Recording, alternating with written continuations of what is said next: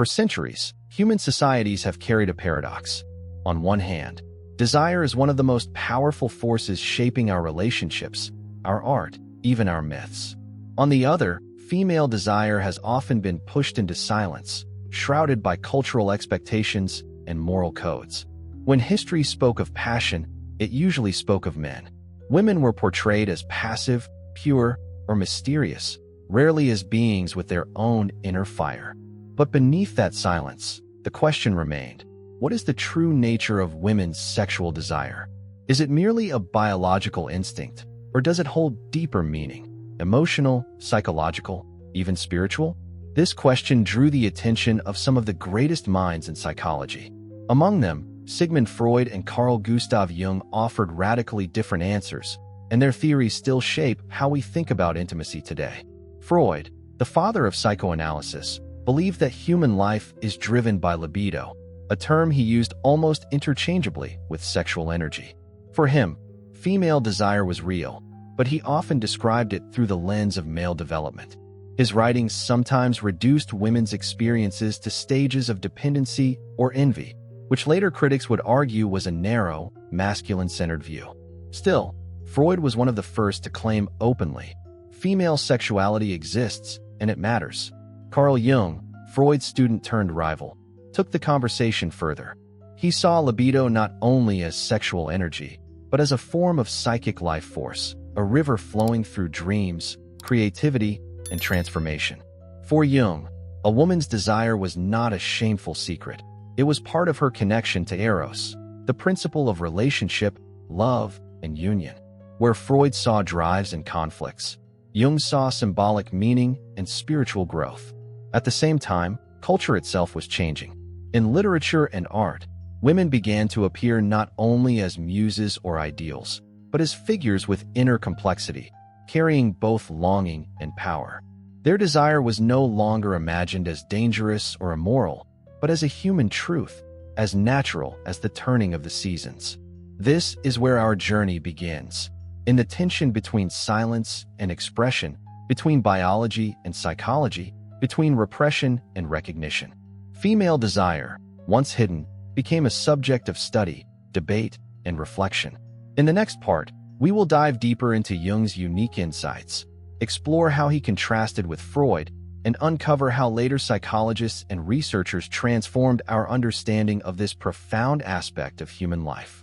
Jung's vision of desire. When Carl Jung broke away from Sigmund Freud in the early 20th century, it was not only a personal conflict, it was also a philosophical revolution. Freud's theory of libido, rooted almost entirely in sexual drive, seemed too narrow for Jung. To Jung, libido was more than biology. It was the very energy of life, shaping not only our bodies but our dreams, our myths, and our deepest longings. This difference profoundly shaped how Jung viewed female desire. Freud often described women as moving through developmental stages in relation to men, first tied to the father, later defined by the absence of the male organ, and finally dependent on their reproductive role. Although revolutionary for his time, Freud's perspective was criticized for reducing women to fragments of male-centered psychology. Jung, in contrast, turned to symbolism and archetypes. He argued that female desire could not be fully understood in purely physical terms. It was connected to Eros, the archetype of relatedness. While men were more often guided by logos, reason, analysis, structure, women carried a natural affinity for connection, intimacy, and bonding. Desire, then, was not simply an appetite.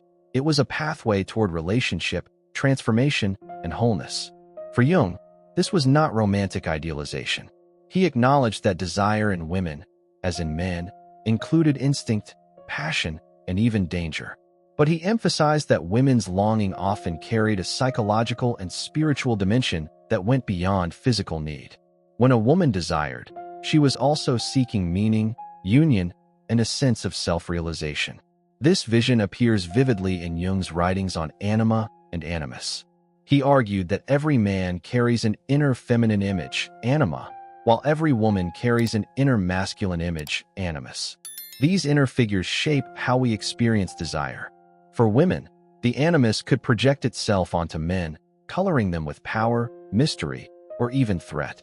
Female desire, therefore, was not only about the man standing in front of her, but about the deeper dialogue between her conscious mind and her unconscious masculine archetype. From this perspective, desire was not a shameful impulse to be hidden. It was an invitation to explore the unconscious. It was symbolic, layered, and capable of transformation. When repressed, it could manifest as frustration, depression, or even hostility. When acknowledged, it could lead to creativity, intimacy, and personal growth. Jung illustrated these ideas through myths and dreams. In many ancient stories, goddesses embody both love and destruction, nurturing and consuming passion.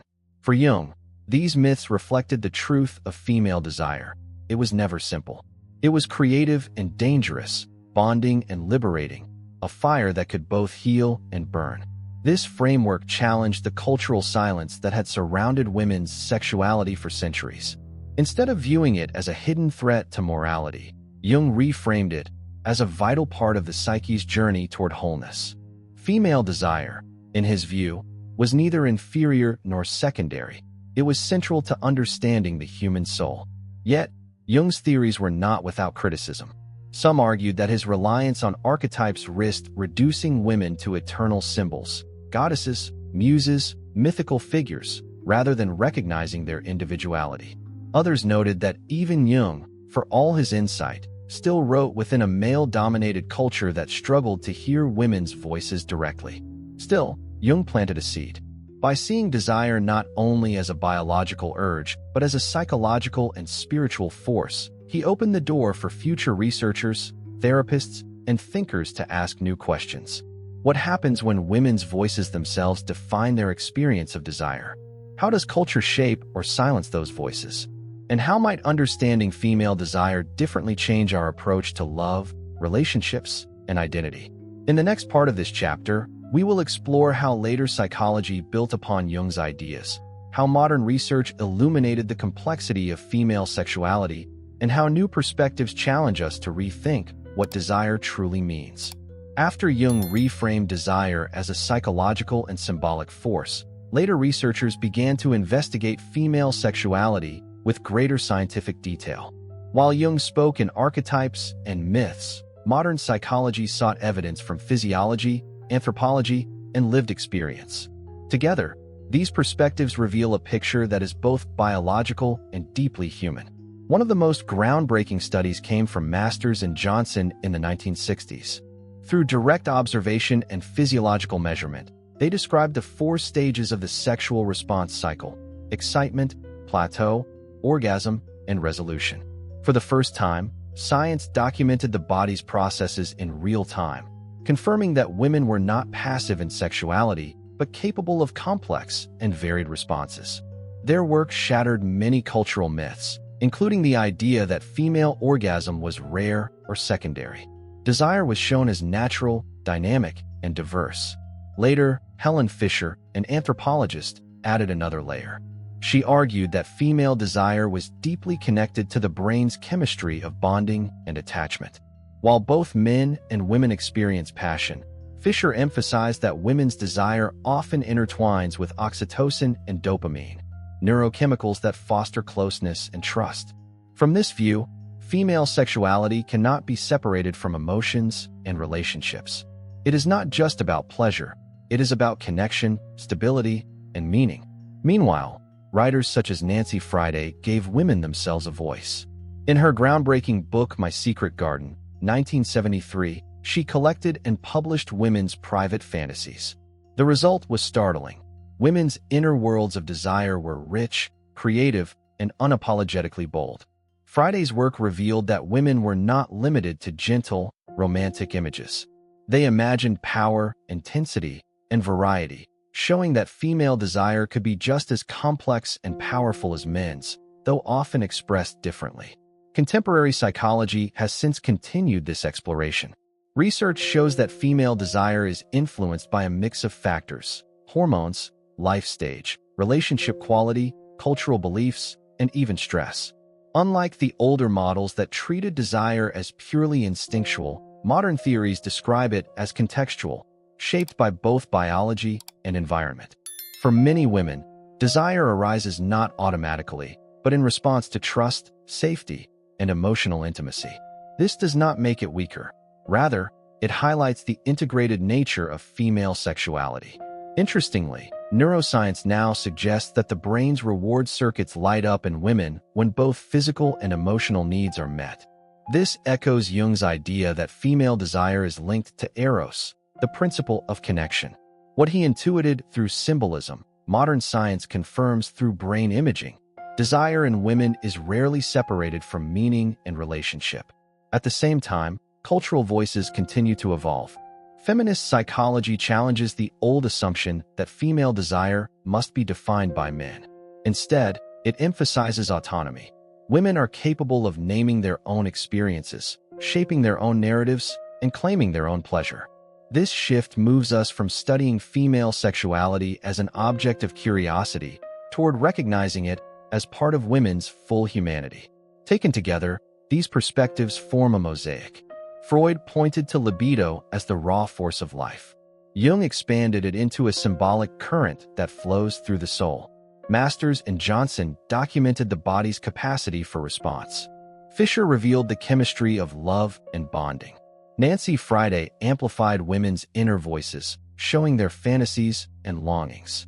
Modern neuroscience now maps desire onto the brain, giving biological grounding to what poets and psychologists have long suspected. Female desire is profound, multifaceted, and inseparable from identity. This is the journey from silence to speech, from repression to recognition. Once hidden, female desire has become an open field of study, reflection, and self-discovery. And yet, many questions remain. How can society embrace this knowledge without reducing it to stereotypes? How can relationships evolve when both partners recognize the depth and dignity of women's longing? These are the questions that lead us into the final chapter. In Part 3, we will reflect on the meaning of female desire, not only in science or psychology, but in the larger story of human growth, creativity, and connection. Desire as transformation. As we look back on this journey, from Freud's early theories, through Jung's symbolic vision, to modern scientific research, one truth becomes clear. Female desire is far more than a biological impulse. It is a force that shapes identity, fuels creativity, and deepens human connection. For too long, societies tried to silence or control this force. Female desire was dismissed, shamed, or wrapped in myths that portrayed it as dangerous. But psychology has gradually revealed another picture. Freud may have narrowed desire to instinct, yet he made it speakable. Jung expanded it, showing that for women, longing was bound not only to the body but to the psyche, to Eros, the principle of relationship and love. Later researchers confirmed what Jung intuited. Women's desire often flourishes in contexts of trust, intimacy, and meaning. This reframing has profound implications. It tells us that desire is not simply about reproduction, nor about fleeting pleasure. It is part of the human quest for wholeness. In Jungian terms, it participates in individuation, the lifelong process of becoming who we truly are. When women acknowledge and embrace their desire, they are not only reclaiming a hidden part of themselves, they are stepping into the fullness of their humanity. At the same time, this recognition reshapes relationships. Desire becomes less about control or performance, and more about connection, dialogue, and authenticity. When partners honor the depth of female longing, intimacy transforms from transaction into transformation. Love becomes not only a meeting of bodies, but a meeting of souls. Today, new voices continue to expand the conversation. Writers, researchers, and women themselves who refuse to let their experiences be reduced to silence. The story of female desire is no longer hidden in the margins. It is being written in the open. And with every new perspective, we move closer to understanding sexuality not as a source of shame, but as a source of life. Perhaps this is the ultimate lesson of Jung's psychology, that desire, in its many forms, is not a problem to be solved, but a mystery to be lived. It is a current flowing through the unconscious, inviting us toward connection, transformation, and growth. To recognize the power of female desire, then, is not only to honor women, it is to honor the wholeness of the human spirit.